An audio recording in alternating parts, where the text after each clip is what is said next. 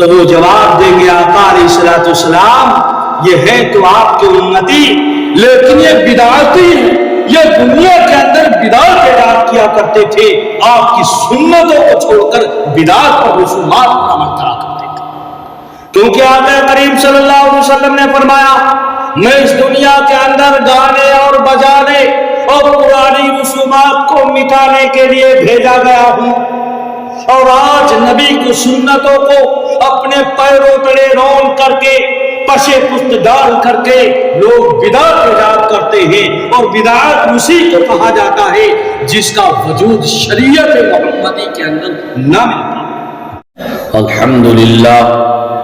الحمدللہ نحمدہ ونستعینہ ونستغفرہ ونؤمن بہ ونتوکل علیہ ونعوذ باللہ من شرور انفسنا ومن سیئات اعمالنا ومن يهدي الله فلا مضل له ومن يضلل فلا هادي له ونشهد ان لا اله الا الله وحده لا شريك له ونشهد ان محمدا عبده ورسوله وقال الله تبارك وتعالى في كتابه المجيد والفرقان الحميد فاعوذ بالله من الشيطان الرجيم بسم الله الرحمن الرحيم تبارك الذي بيده الملك وهو على كل شيء قدير الذي خلق الموت والحياة ليبلوكم أيكم أحسن عملا وهو العزيز الغفور الذي خلق 7 سماوات طباقا ما ترى في الخلق الرحمن من تفاوت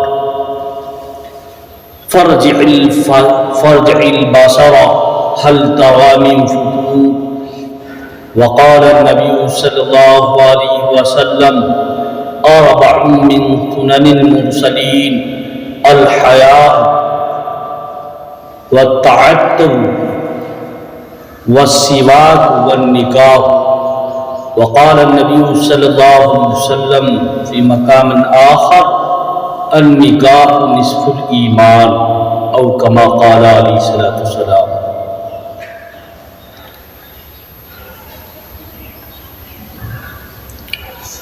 محترم بزرگوں اور دوستو، اللہ تبارک تعالیٰ نے ہم سب کو ایمان والا بنایا، مسلمان بنایا، کیونکہ ہم سب اللہ کے حکم کی، اللہ کے احکام کی پابندی کرنے والے، اور آخری نبی حضرت محمد مصطفیٰ صلی اللہ علیہ وسلم کی لائی ہوئی شریعت کے پیروکار۔ اسی وجہ سے ہم سب مسلمان کہلاتے ہیں۔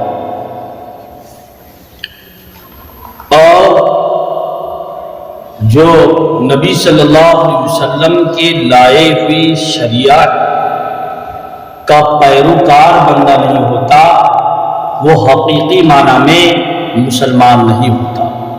اگرچہ لوگ اسے مسلمان کہتے ہیں، وہ اپنے آپ کو مسلمان کہلاتا، اگر وہ مسلمان ہوگا تو واقعی سچے دل سے ہر حال میں، چاہے خوشی ہو یا غم ہو یا مسرت ہو یا سفر میں ہو یا حضر میں ہو یا بیابانوں میں ہو، کہیں بھی رہتا ہو، چاہے دیہات کا رہنے والا ہو یا شہر کا رہنے والا ہو، ہر حال میں نبی صلی اللہ علیہ وسلم کی لائی ہوئی شریعت کی اتباع کرے گا اگر مسلمان ہوگا حقیقت میں۔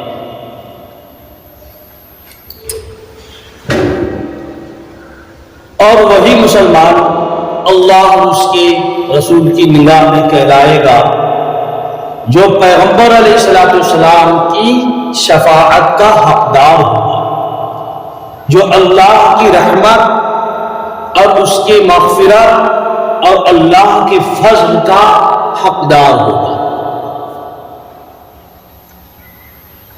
جو اللہ کے احکام کو اور رسول اللہ صلی اللہ علیہ وسلم کے لائی ہوئی شریعت کو نہ مانے، اس کی خلاف ورزی کرے تو گویا کہ وہ اللہ اور اس کے رسول کی نگاہ میں باغی ہے، مجرم ہے، اور مجرموں کی سزا، مجرموں کا انجام تو سب جانتے، پوری دنیا ہے۔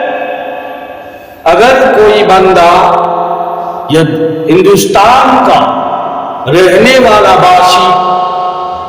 باشندہ اگر ہندوستان کے قانون کو، سنویدھان کی خلاف ورزی کرے، اس کے خلاف کام کرے، اور وہ یہ کہے کہ میں ہندوستان کے سنویدھان کو، ہندوستان کے قانون کو میں نہیں مانتا، تو سنویدھان کی نظر میں، ہندوستان کی نظر میں، ہندوستان کی آئین کی نظر میں وہ بندہ کیا ہوتا ہے؟ دیش کا باغی ہوتا، دیش روہی ہوتا۔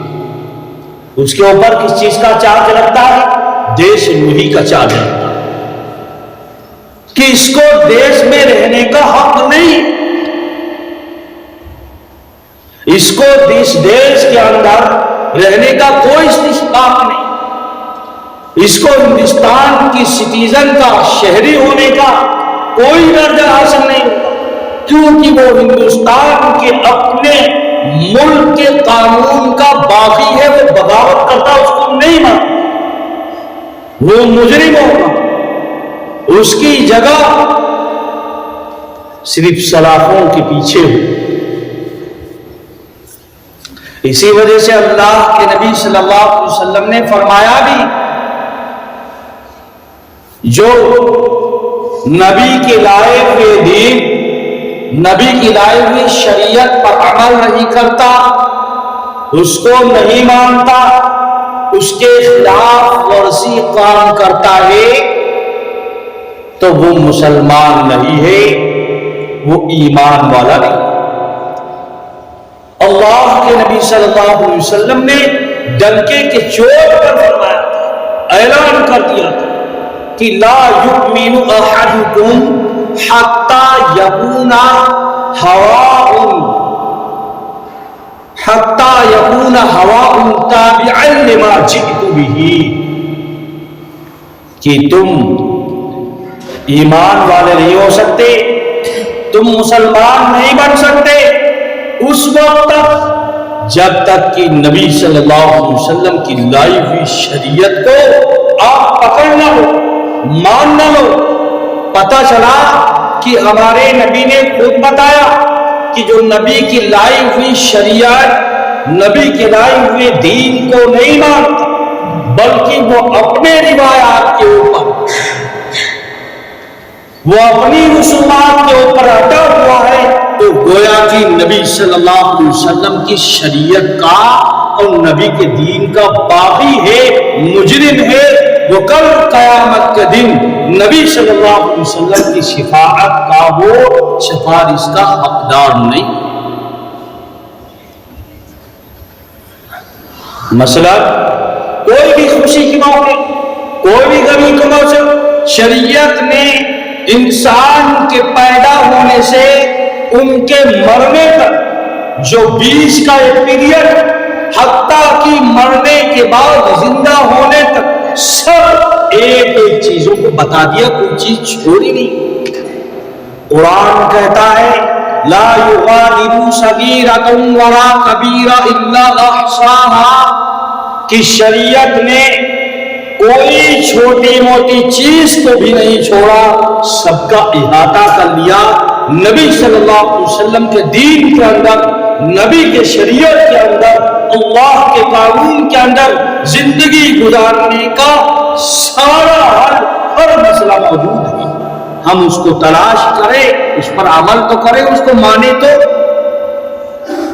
حتیٰ کہ نبی صلی اللہ علیہ وسلم کی شریعت میں یہ بھی ہے کہ اللہ کے نبی صلی اللہ علیہ وسلم باتھ روم کے اندر قضائے حاجت کے لیے لیٹرین اگر جایا کرتے تھے تو پہلے کون سا قدم رکھا کرتے تھے، چھوٹی چھوٹی چیزوں کو بیان کرتے۔ اگر اللہ کے نبی صلی اللہ علیہ وسلم کھانا کھاتے تھے تو کیسے کھایا کرتے؟ اللہ کے نبی صلی اللہ علیہ وسلم اگر لیٹتے تھے تو کیسے لیٹا تھا؟ اللہ کے نبی صلی اللہ علیہ وسلم اگر کنگھی کرتے تھے تو کیسے کرتے؟ اللہ کے نبی صلی اللہ علیہ وسلم نے یہ بھی بتا دیا کہ اگر ناخن کاٹنا ہے تو کیسے ناخن کاٹنا. یہ چھوٹی چھوٹی چیزوں کو بتا دیا. پیشاب کے طریقے کو بتا دیا کہ اگر پیشاب کرنا ہے تو کیسے کرنا اور کدھر کو کرنا, اور پیشاب گاہ میں جانا ہے تو کون سا پہلے پیر رکھنا ہے اور کون سا واپسی میں پہلے پیر نکالنا ہے اور کیا پڑھنا ہے. سب چھوٹی چھوٹی چیزوں کو تک بتا دیا.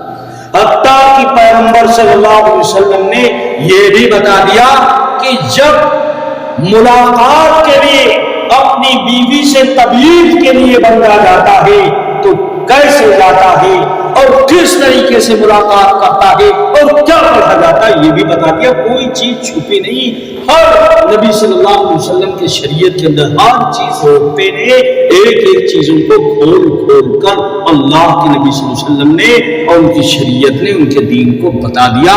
اسی وجہ سے دین اسلام پوری دنیا کے اندر اور جتنے ادیان آئے سارے دینوں سے افضل اور کامل دین, کیونکہ اللہ نے بتا دیا تھا کہ الیوم اکملت لکم دینکم واتممت علیکم نعمتی ورضیت لکم الاسلام دینا.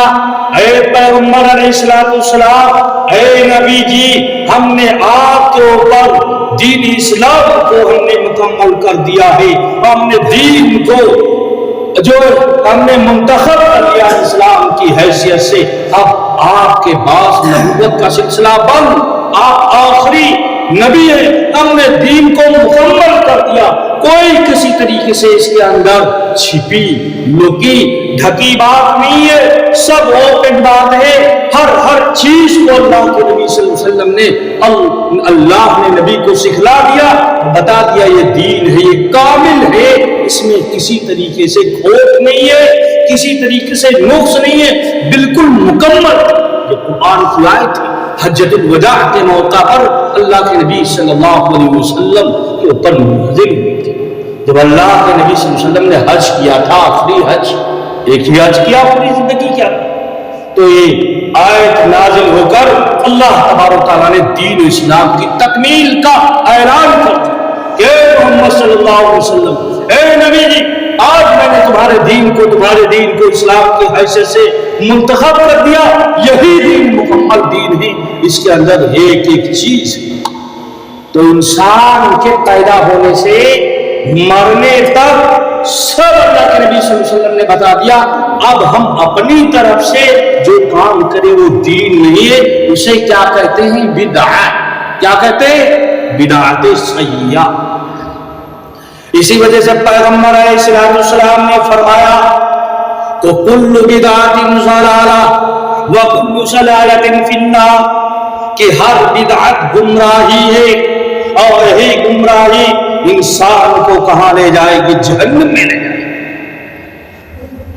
اللہ کے نبی صلی اللہ علیہ وسلم سب کی سفارش کریں گے کل آخرت کے دن, قیامت کے دن, لیکن بدعتیوں کی کبھی سفارش نہیں کرے.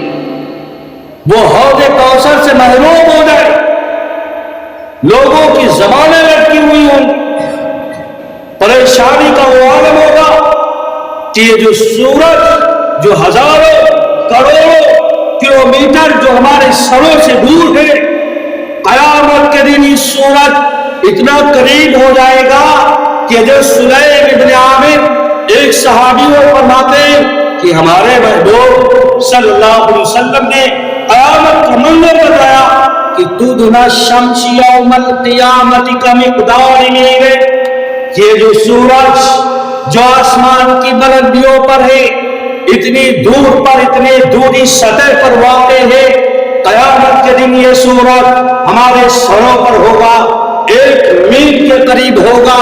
اور 1 میل مجھے نہیں پتا, وہ صحابی کہتے مجھے معلوم نہیں کہ میل جو ہے عربی میں میل مسافت کو بھی کہتے ہیں, کلومیٹر کو بھی, اور میل سونے دانی کی سلائی کو بھی کہتے ہیں.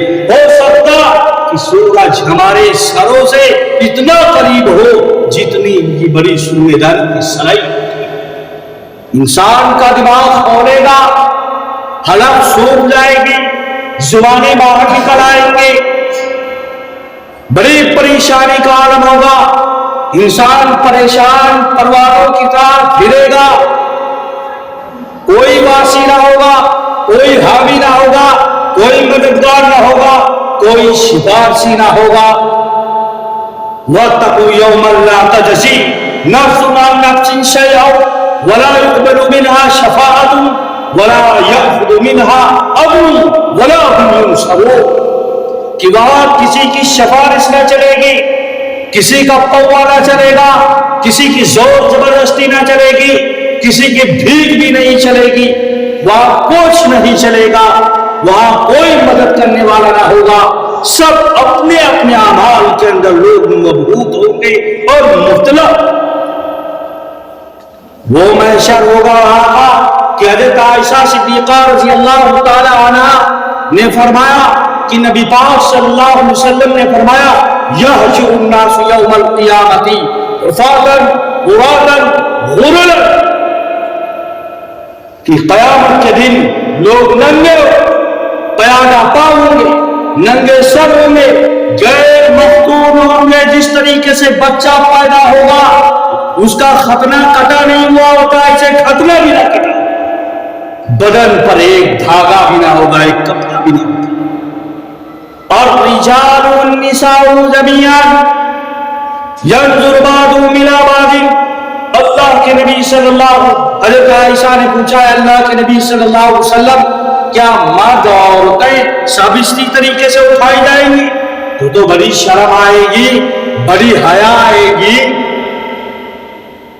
تو نبی پاک صلی اللہ علیہ وسلم نے فرمایا الامر اشد منهم ان ينظر بعضهم الى بعض، کہ ارے عائشہ ہاں مرد اور عورتیں ایک ساتھ اٹھا جائیں گی، اور رجال والنساء جميعا دونوں ساتھ اٹھائے جائیں گے، مرد اور عورتیں، اور سب ننگے دھڑنگے ہوں گے.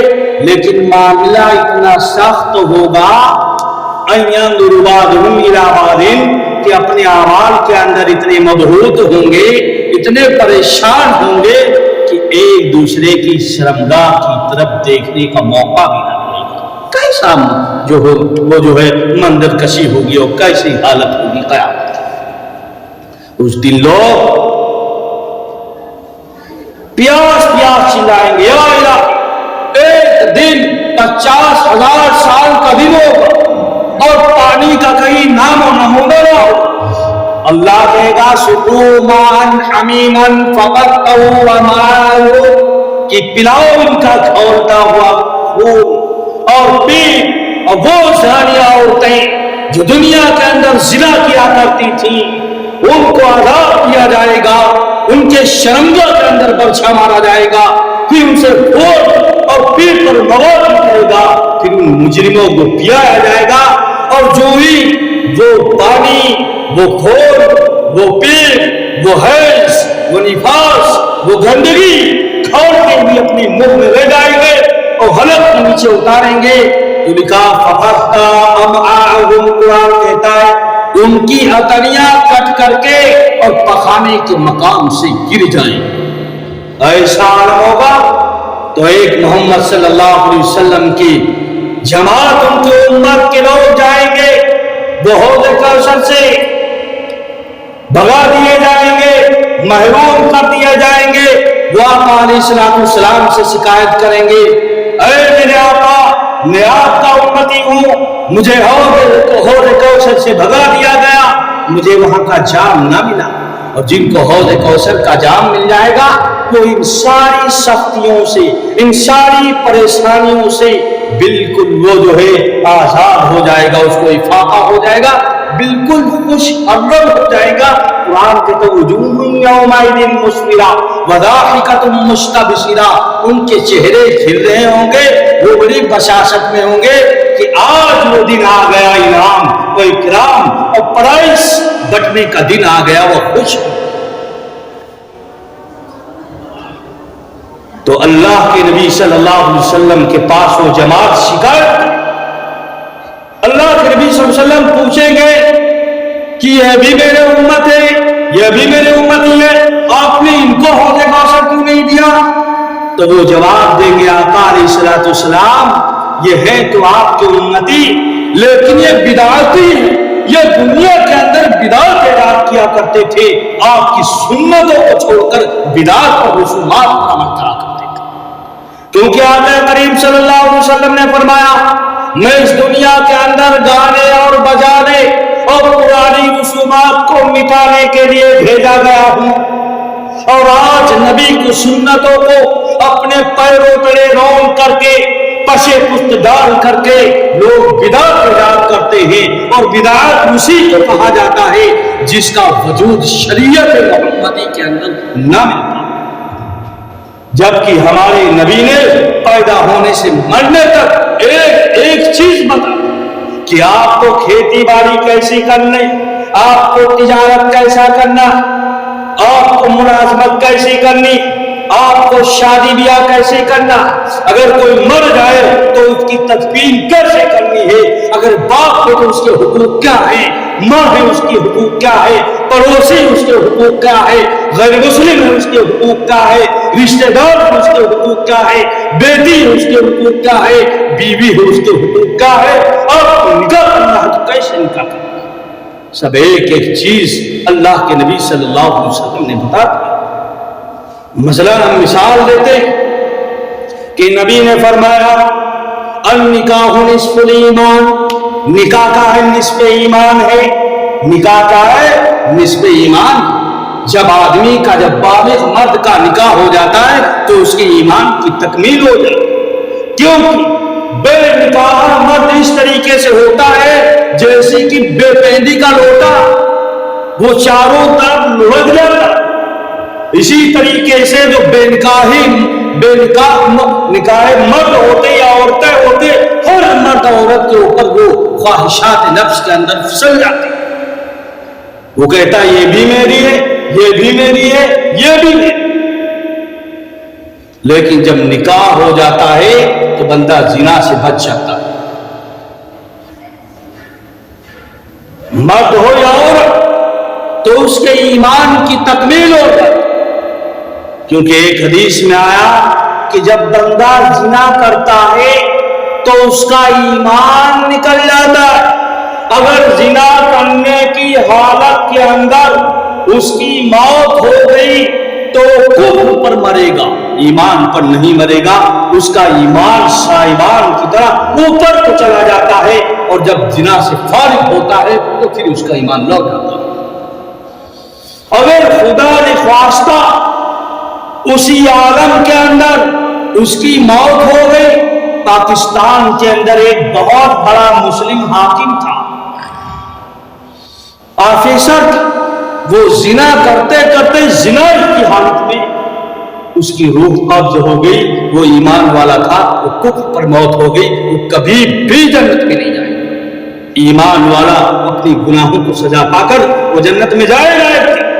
جس نے نبی کا کلمہ پڑھا تھا, من قال لا الہ الا اللہ دخل الجنہ, جس نے نبی کا کلمہ پڑھا تھا, نبی کے اس کلمے کے تقاضے کے مطابق زندگی گزاری ہے, تو اللہ کے نبی صلی اللہ علیہ وسلم ایک دن ضرور اس کی سفارش کرائیں گے اور جہنم سے نکال کر اس کو جنت میں داخل کریں گے. لیکن مشرک اور کافر جب زنا کے عالم میں مر گیا تو کافر ہو گیا.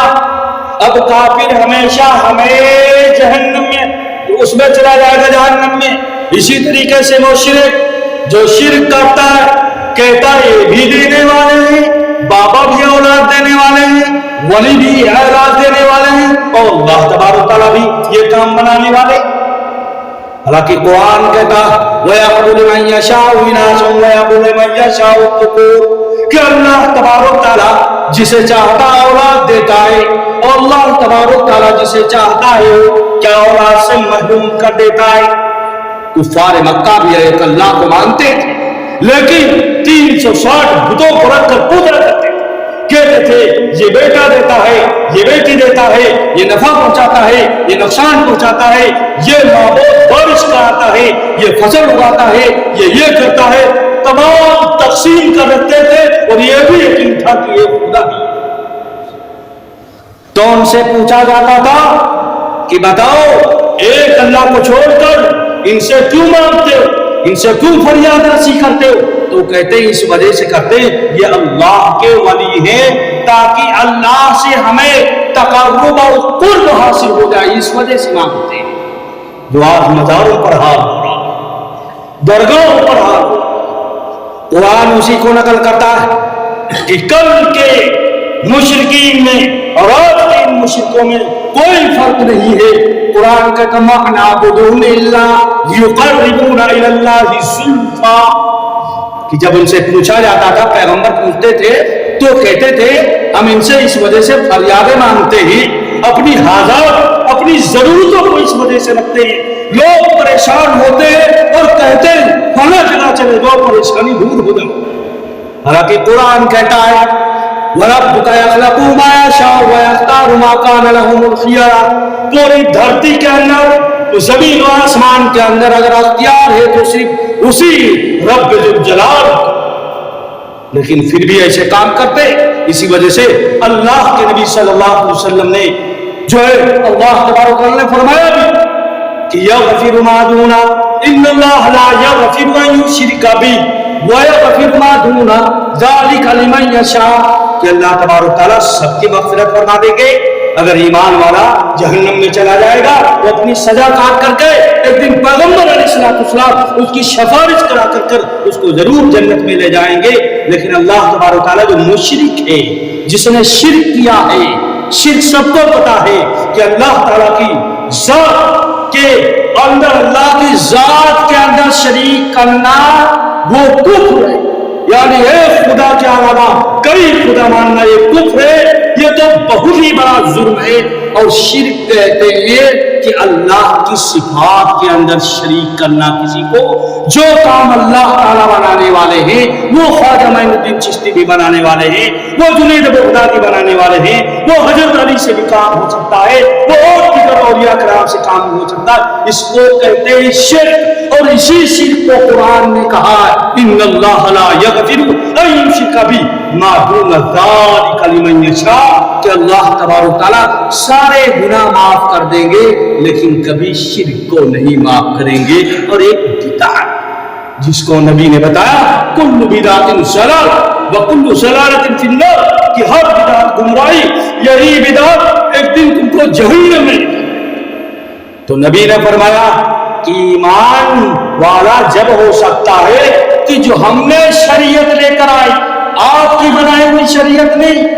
نبی کہتے ہیں کہ جو نکاح مثال کے طور پر نبی کی سنت ہے اور سنت عبادت ہے۔ حضرت ابو ایوب رضی اللہ تعالیٰ عنہ کی حدیث روایت ہے کہ قال رسول اللہ صلی اللہ علیہ وسلم اربع من سنن المرسلین الحیاء والتعطر السواک والنکاح، کہ چار چیزیں نبیوں کی کیا ہے؟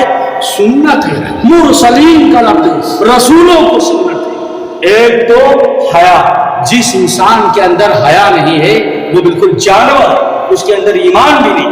ایک جگہ کہا حیا جسم میں نہیں ایمان، حیا بھی کیا ہے؟ جسم ایمان۔ دوسرا نبی صلی اللہ علیہ وسلم انبیاء کی سنتوں میں سے ایک وقت خوشبو استعمال کیا کرتے تھے، بدبو سے وہ دور بھاگا کرتے تھے۔ تیسری نبی صلی اللہ علیہ وسلم نے انبیاء کی سنتوں میں سے کہ السواک، کہ ہمیشہ وہ کیا کرتے تھے؟ مسواک کیا کرتے تھے۔ اور النکاح، اور سارے نبیوں نے صرف حضرت عیسیٰ علیہ السلام کو چھوڑ کر جتنے تقریباً 1.25 لاکھ پیغمبر آئے سب نے کیا کیا؟ نکاح کیا۔ نکاح ایک بہت بڑی سنت ہے، اور یہ سنت جو ہوا کرتی عبادت کے درجے میں ہوتی، اور ہے دارین نکاح کے لیے۔ اور نبی نے بتایا کہ میں گانے اور بجانے پرانی رسومات کو مٹانے کے لیے بھیجا گیا ہوں، اور جاتے ہیں سنت ادا کرنے بینڈ باجا کے ساتھ، پتریوں کے ٹھمکوں کے ساتھ سنت لگائی جاتی۔ بتاؤ یہ نبی کی شریعت کے ساتھ مذاق نہیں۔ نبی نے بتایا کہ میری ولادت میں دنیا کے اندر بھیجا گیا ہوں گانے بجانے پرانی رسومات کو مٹانے کے، اور آج رسومات کے ساتھ زندگی گزار رہے ہیں۔ نبی نے فرمایا لا یؤمن احدکم حتی یکون ہواہ مطابقا لما جئت بہ، کہ تم ایمان والے نہیں ہو سکتے، مومن نہیں ہو سکتے جب تک کہ میری لائے ہوئے دین، میری شریعت پر مکمل پیروی نہ کرنے لگو، اعتماد یقین کے ساتھ زندگی نہ گزارنے لگو۔ بتانا چاہتا تھا